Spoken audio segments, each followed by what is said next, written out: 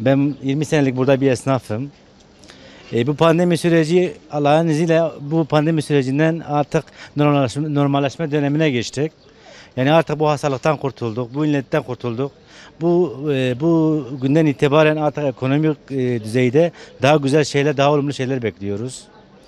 Yani hani pandemi döneminde hepimiz gerçekten de sıkıntılar yaşadık. Hem maddi hem manevi. Umarım bu saatten sonra daha güzel günler, daha güzel hani ekonomi gene daha rahat oluruz.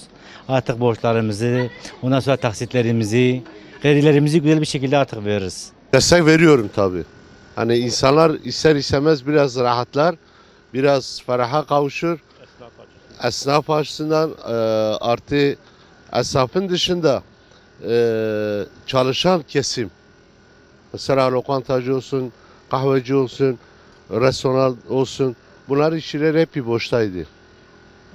Bunlar mesela çalışırsa biraz daha ailelerini geçindirme, daha refaha kavuşurlar. Yasaklar kalktı mı faydası olacak. Güzeldir. Yasaklar kalksın ki biz rahat bir iş yapalım.